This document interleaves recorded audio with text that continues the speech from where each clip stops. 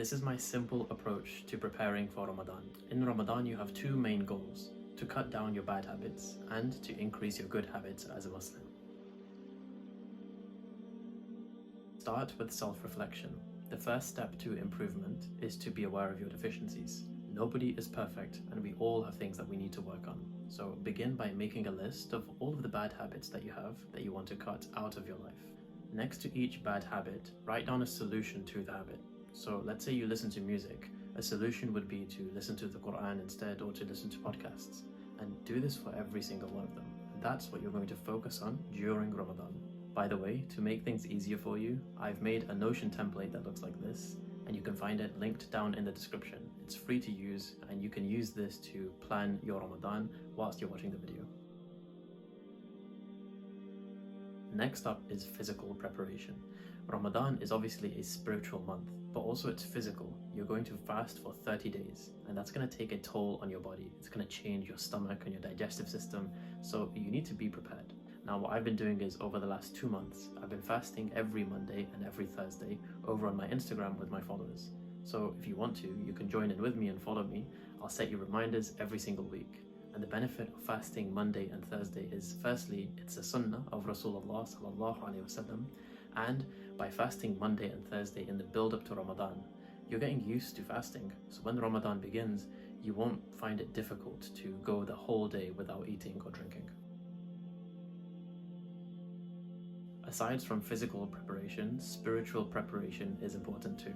Now, Ramadan is particularly linked to the Qur'an because the Qur'an was first revealed during Ramadan to Rasulullah sallallahu alaihi wasallam. So you want to try to recite more Qur'an during the month. Now, I think the best way to do this is to practice reading the Qur'an every single day. Actually, 3 years ago when I started medical school, I decided I'm going to start this habit. And since then, I've been trying to read 1 page every day. And at this point, it's just a part of my daily life. It's very easy to read 1 page every day when you've been doing it for so long. So when Ramadan comes, it's not going to be difficult for me to start reading the Quran because it's something I already do. So in the build-up to Ramadan, try to read 1 ayah, 1 page, as much or as little as you can. Now, I know some people will try to read 1 chapter of the Quran every day of Ramadan. 30 chapters, 30 days, it makes sense. I think it's quite overwhelming to go from 0 to a chapter every day. I think it's better for you to go for something that you know you can commit to. You don't want to just make change in Ramadan for 1 month. You want to create lasting change in your iman. So doing something like reading the Quran every single day, that's something you can probably maintain afterwards as well. And it's good for you to try something like that because you're trying to make lasting change.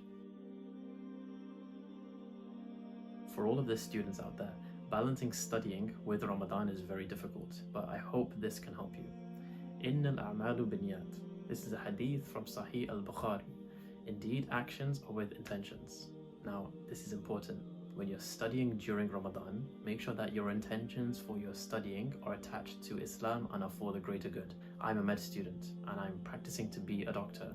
So when I study, my intention is that once I become a doctor, I want to help save people's lives, I want to improve the lives of others, and I want to use my work as a means to attain Jannah.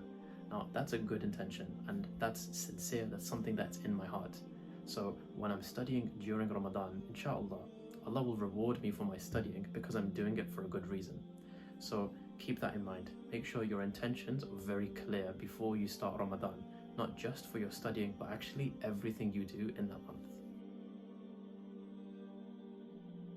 Time management. Time management is key to having a successful Ramadan. If you're working full time, if you're a student, your routine is going to change. You will be eating, sleeping, praying, going to the masjid at different times of the day because it's Ramadan, you're going to be eating at sunrise where you normally wouldn't do that. You need to find a routine that suits your life and your needs, okay? For students, some of you will love to study during the day where you don't need to eat and drink. Some of you will hate doing that and you'll find it difficult to concentrate. You have to find what works for you specifically. I would recommend you go and watch this video, which has all of the tips for students. It has diet and organizational tips that I recorded over a year ago.